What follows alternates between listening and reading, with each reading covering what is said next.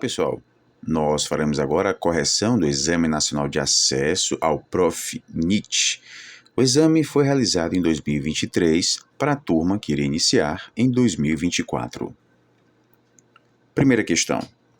A patente visa proteger a capacidade inventiva do agente econômico que se diferencia no mercado dos demais agentes por intermédio dos novos produtos ou novos processos ou pelos aperfeiçoamentos tecnológicos dos produtos já existentes. Considere as assertivas abaixo. Então, nós temos aqui basicamente uma questão que envolve patente, um assunto bastante discutido por nós, em nossas aulas. Vale lembrar que se você está assistindo a esta correção pelo YouTube, o link de acesso ao nosso curso preparatório pode ser visto na descrição deste vídeo, ok? Então, nós temos aqui o assunto patente.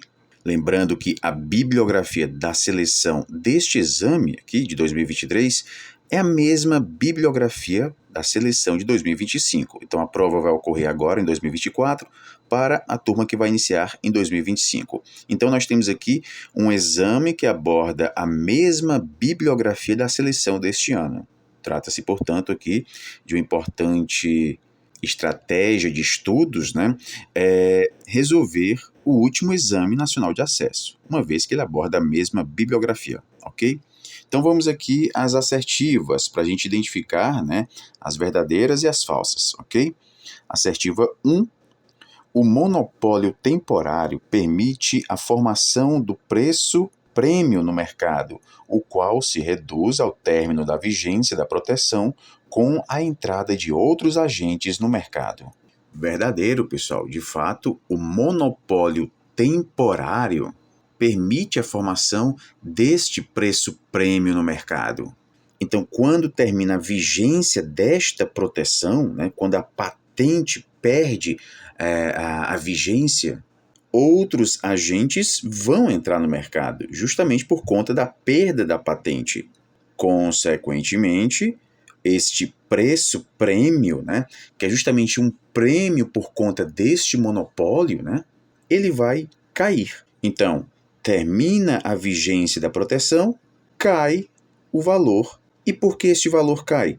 Porque nós temos justamente outros agentes entrando no mercado, havendo a possibilidade dessa entrada por conta justamente da perda do monopólio. Então, trata-se aqui de um monopólio temporário. Ok, pessoal? Então, essa assertiva 1 está verdadeira.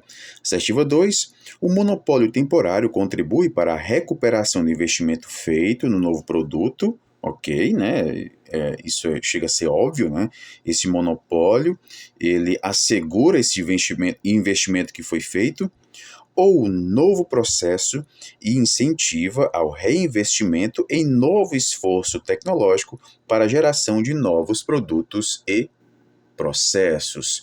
Ok, também está correto.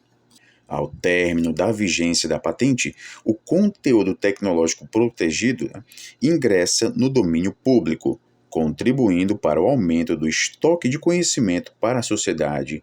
Correto também. E isso foi até um questionamento que nós abordamos na análise do livro, o livro Patente, da importância à sua proteção. Houve um questionamento se a patente ela estaria impedindo o avanço tecnológico. E a resposta é não. Ela não impede esse avanço tecnológico. Então, essa assertiva 3 está correta. De fato, ela contribui para o aumento do estoque de conhecimento para a sociedade. Então, para fins de pesquisa, este conhecimento protegido, de forma alguma, vai impedir o avanço científico e tecnológico. Ok? Então, essa assertiva 3 está correta. Assertiva 4, ao término da vigência da patente, todo o conteúdo tecnológico nela constante somente poderá ser utilizado por terceiros mediante a autorização do depositante da patente. Falso, pessoal. Quando a gente tem o término da vigência da patente, o que acontece? O conteúdo protegido vai ingressar no domínio público. E é justamente pelo fato de a gente ter esse ingresso no domínio público é que vai haver o aumento do estoque de conhecimento para a sociedade, ok? Então, não vai precisar desta autorização do depositante da patente quando já estiver terminada a vigência da patente, ok? Então, essa afirmativa 4 está errada, está falsa, tá bom? Então, vamos lá. Marque a alternativa correta. Escolha uma. Na opção A, nós temos todas estão corretas? Não, né? A 4 está falsa. Apenas uma está correta? Não, nós temos 3 corretas. Apenas 2 estão corretas? Não, nós temos 3. E a D, apenas uma assertiva está incorreta? Exatamente, é a assertiva 4, que está incorreta. Portanto, a opção correta a ser marcada na primeira questão é a opção D de dado.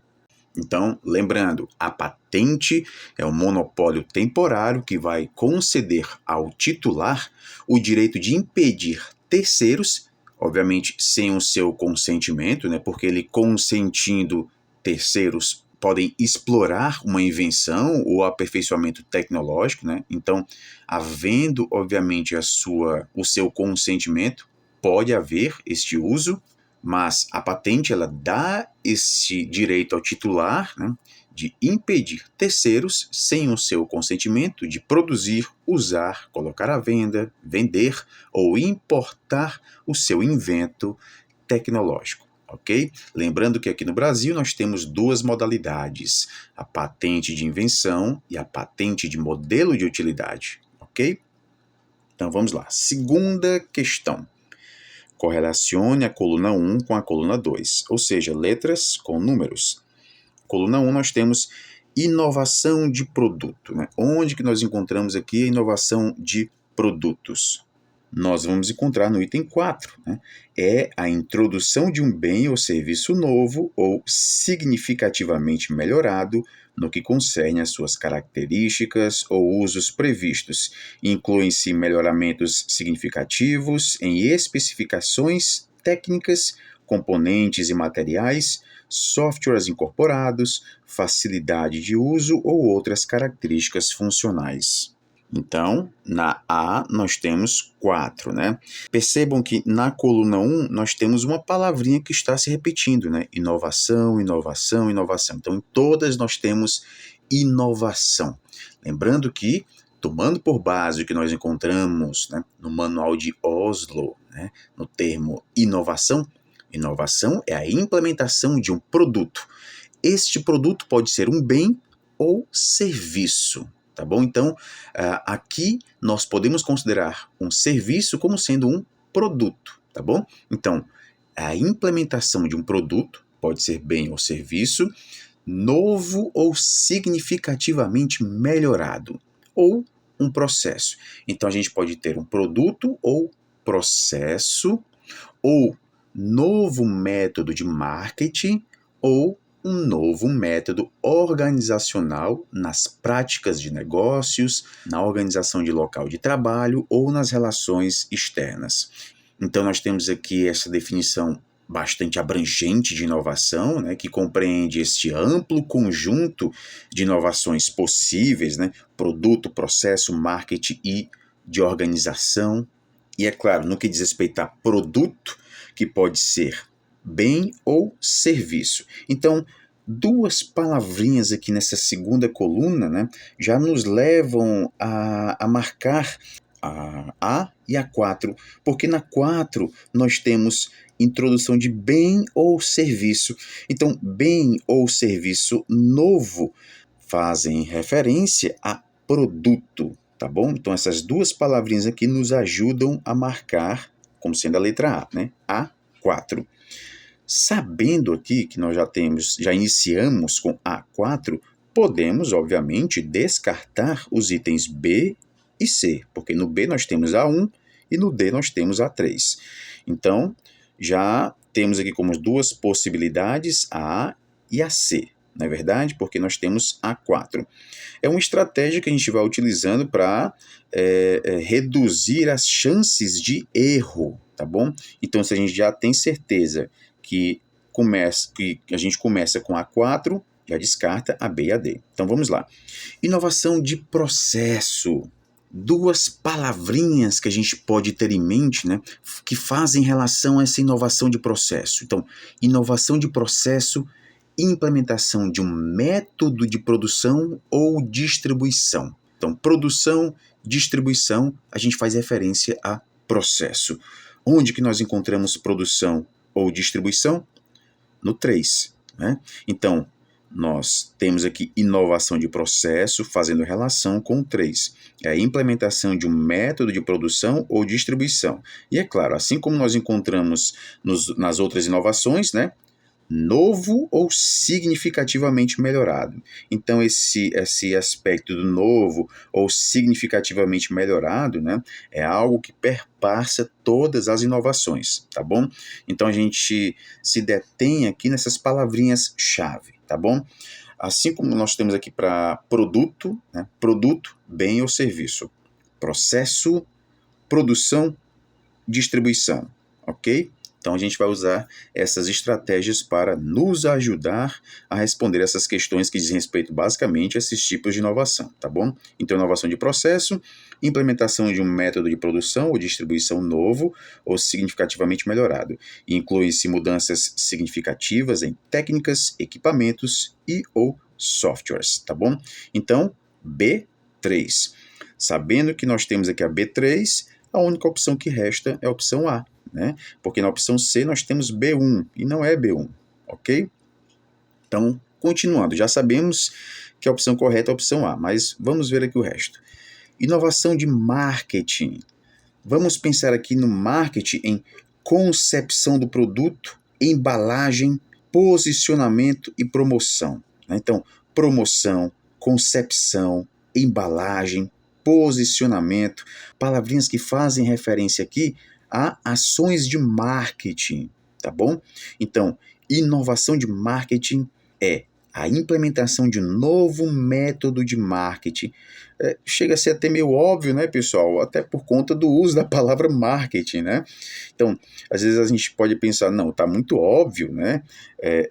Método de marketing, tá muito óbvio que se trata de inovação de marketing, então deve ser alguma casca de banana, né? Mas nesse caso não, nesse caso que nós temos de fato C fazendo ligação com 2, né? É a implementação de um novo método de marketing com mudanças significativas na concepção do produto ou em sua embalagem, no posicionamento do produto, em sua promoção ou na fixação de preços, tá bom? Então, a gente vai ter em mente essas palavrinhas marketing, concepção, embalagem, posicionamento, promoção. Ok, pessoal? Nos textos que a gente faz a leitura, né, para essa seleção, muitas definições são óbvias, né? Inovação, algo novo ou significativamente novo, né? Então a gente tem algumas circularidades nas definições presentes nos textos que nós estamos estudando, né? Então, algumas definições são até óbvias, tá bom? Assim como nós encontramos aqui nessa segunda questão, mais especificamente nesse item C, né? C, inovação de marketing, é a implementação de um novo método de marketing, tá bom? E finalmente o item D, inovação organizacional, né, diz respeito aqui à coluna do número 1, né, é a implementação de um novo método organizacional, olha aqui, ó, óbvio também, né, organizacional nas práticas de negócios da empresa, na organização do seu local de trabalho ou em suas relações externas, tá bom? Nós temos aqui uma questão bastante simples, fácil de ser respondida, né? Então, cuidado, que às vezes a gente pode achar que não, está muito óbvio, está muito fácil, eu vou marcar outra opção porque não é possível que a gente tenha uma questão dessa na seleção, mas o material nos traz essas circularidades, né? Essas definições meio que tautológicas, né? Elas falam a mesma coisa, né? Mas é isso mesmo, tá bom? Então, não marque outra opção, vá de acordo com o que você estudou, tenha em mente que há, de fato, estas circularidades, essas definições óbvias, tá bom? Você não pode, de forma alguma, errar uma questão como esta segunda, tá bom, pessoal? Terceira questão. Com relação às patentes, considere as assertivas abaixo. É um título de propriedade temporário outorgado pelo Estado, permite a exploração direta da invenção pelo titular, preservando seu potencial de mercado, funcionando como uma barreira de entrada aos novos entrantes. Verdadeiro, né, pessoal? Vejam, título de propriedade temporário, porque a patente não é para sempre. Ao término da vigência da patente, o conteúdo protegido vai ingressar no domínio público. Lembrando, o prazo de vigência da proteção por patente de invenção é de 20 anos, enquanto que o prazo para patente de modelo de utilidade é de 15 anos, sempre aqui contando a partir da data de depósito. E o prazo de vigência da proteção não pode ser inferior a 10 anos para a patente de invenção e a 7 anos para a patente de modelo de utilidade, contando a partir da data de concessão. Não há prorrogação de extensão de prazo para a patente. A patente vai entrar no domínio público a partir de sua extinção, tá bom? Então, esta primeira assertiva está correta. Segunda assertiva, é um título de propriedade temporário outorgado pelo Estado, permite a exploração indireta por terceiros, permite sim essa exploração indireta, né? Desde que autorizada pelo titular, mediante acordos entre as partes. Ok, também está correta. Então veja, nós podemos ter aqui a exploração direta e indireta por terceiros, desde que, é claro, seja autorizado pelo titular. A gente pode ter acordos como taxa de pagamento de permissão de uso, taxa de royalties, tudo isso previamente estabelecido em contrato de licenciamento. O licenciamento pode ter um caráter exclusivo ou não exclusivo. No caso de licenciamento de caráter exclusivo, né, apenas o licenciado poderá fazer uso da invenção. Agora, se não for exclusivo, né, tanto o licenciante como o licenciado poderão utilizar, né, poderão explorar a inovação, tá bom? Então, sim, permite a exploração indireta por terceiros. O licenciamento pode ter caráter exclusivo ou não exclusivo mediante a prerrogativa da estratégia do titular do direito. Correto, né? Então, dependendo da estratégia dele, ele pode ceder, né, de forma exclusiva ou não exclusiva este direito temporário. Isso vai depender das estratégias dele. Ok, pessoal? Quando for exploração indireta por terceiros, mediante acordo entre as partes, pode haver pagamento de permissão de uso, taxa de royalties, desde que previamente estabelecidas em contrato de licenciamento. Correto, né? Então, pessoal, todas as assertivas estão corretas. Portanto, a opção correta da terceira questão é a opção A. Quarta questão. Sobre a proteção de propriedade intelectual, considere as assertivas a seguir e marque a alternativa correspondente ao número de assertivas corretas. A propriedade intelectual visa contribuir para o aumento do estoque do conhecimento disponível à sociedade, como também para a sua disseminação e uso deste ao término do período da exclusividade. Correto, né? Então, terminando esse período da exclusividade, esta propriedade intelectual entra no domínio público. Mais uma vez, podemos fazer referência aqui àquela perguntinha que foi feita, né, no material. A patente impede o avanço científico e tecnológico? Não. Ok? Assertiva 2. A informação ou conhecimento em si, nas relações mercadológicas, tem valor, desde que haja a devida proteção ou que a mesma permaneça em segredo. Correto também, né? Então, o valor aqui vai estar diretamente relacionado a este segredo. Informação tem valor, né? Então, é muito importante que as informações de uma empresa sejam bem guardadas. Até porque nós vimos isso nas aulas, né?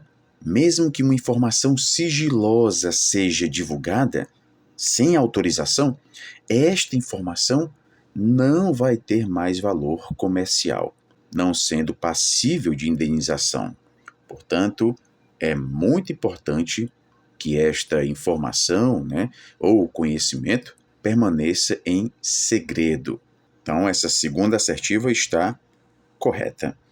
Terceira assertiva, a patente outorgada pelo Estado tem como condição a descrição do invento, para que um técnico possa reproduzir a tecnologia.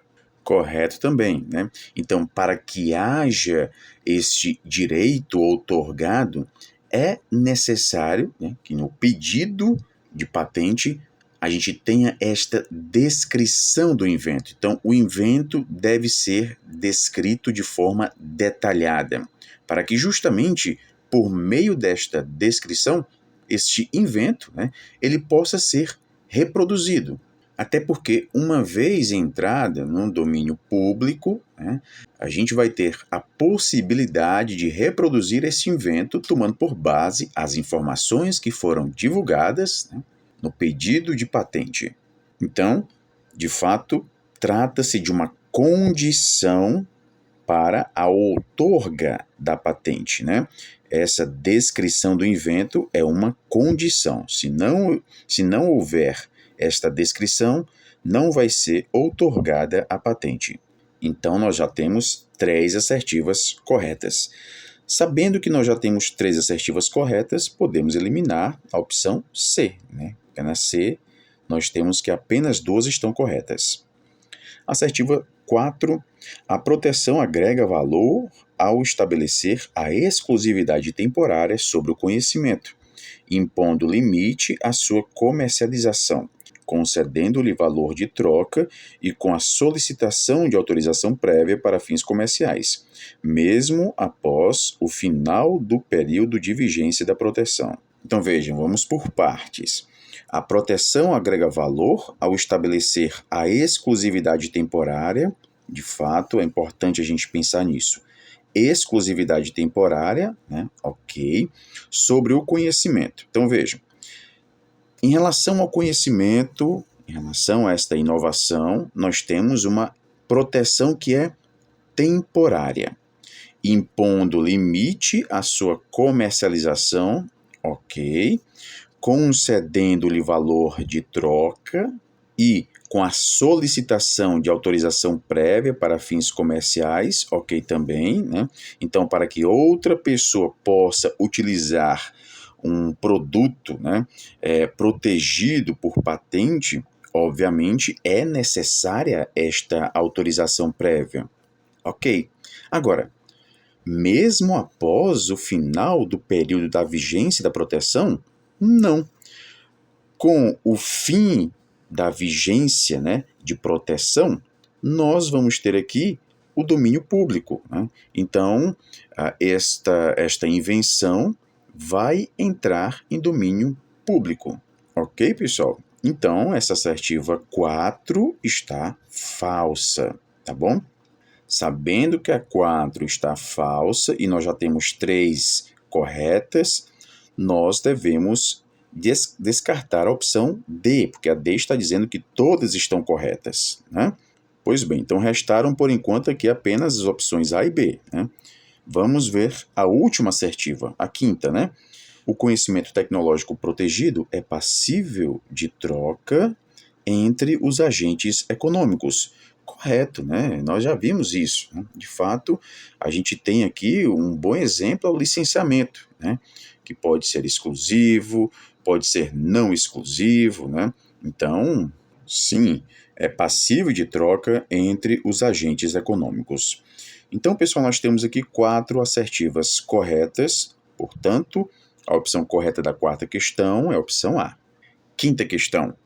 Não são passíveis de patenteamento as matérias abaixo relacionadas, exceto, então nós vamos marcar aqui a opção que nos traz, né, elementos que são passíveis de patenteamento. Opção A, os micro-organismos transgênicos ou reengenheirados que atendam os critérios de patenteabilidade e que não sejam meras descobertas. Ok, né? Estes aqui podem sim ser patenteados. E o que seriam esses micro-organismos transgênicos? São organismos que expressam, né, uma característica não alcançável pela espécie em condições naturais. Isto está definido no artigo 18 da Lei de Propriedade Intelectual. Então, micro-organismos transgênicos são aqueles organismos que expressam uma característica que, tomando por base as condições naturais, eles jamais iriam alcançar. Então, são organismos que vão expressar uma característica resultante de uma intervenção humana. Então, por meio desta intervenção humana, modifica-se a sua composição genética e estes organismos vão expressar características diferentes, tá bom? Estes micro-organismos transgênicos, né, daí que vem o nome transgênicos, há aqui uma intervenção, uma modificação em sua composição genética. Então, estes micro-organismos transgênicos podem sim serem protegidos, né, por patente, tá bom? Agora, não são patenteáveis os seres vivos ou parte dos seres vivos, tá bom? Exceto estes micro-organismos transgênicos. Portanto, pessoal, a opção correta da quinta questão é a opção A. E não são passíveis de patenteamento o que for contra a moral, os bons costumes e a segurança, a ordem e a saúde, então isso não pode ser patenteado. As concepções puramente abstratas também não podem ser patenteadas. Os novos produtos que decorram do isolamento de uma substância encontrada, tal qual seu estado na natureza, também não podem ser patenteados. Então, eu encontro aqui um elemento da natureza, né? Isolo este elemento em seu estado natural. Este elemento isolado eu não posso patenteá-lo, ok? E além desses itens B, C e D, né, que trazem elementos que não podem ser patenteados, nós temos diversos outros também que estão presentes na Lei 9.279 de 96, que é a Lei de Propriedade Industrial, ok? Não se considera invenção nem modelo de utilidade, por exemplo, as descobertas, teorias científicas, as concepções puramente abstratas, como nós vimos aqui, obras literárias, arquitetônicas, programas de computador em si. Então veja, por exemplo, método matemático não pode ser patenteado, né? Mas eu posso patentear uma calculadora que utiliza um método matemático. Um método de educação não pode ser patenteado, mas caso esse método utilize alguma ferramenta inovadora, como um giz de cera impermeável, esta ferramenta muito provavelmente pode ser patenteada. Uma regra de jogo também não é uma patente. No entanto, os componentes do jogo podem ser passíveis de proteção como uma patente. O método ou procedimento cirúrgico não é uma patente de invenção ou modelo de utilidade, mas se a gente utilizar algum instrumento original, né, este instrumento pode obter uma patente, ok? Lembrando, via de regra, as obras literárias, arquitetônicas, artísticas e científicas são protegidas por direito de autor e não patente. Essa proteção é feita em órgãos distintos e não é feita aqui pelo Instituto Nacional de Propriedade Industrial, né? O INPI. Tá bom, pessoal? Então, a opção correta da quinta questão é a opção A.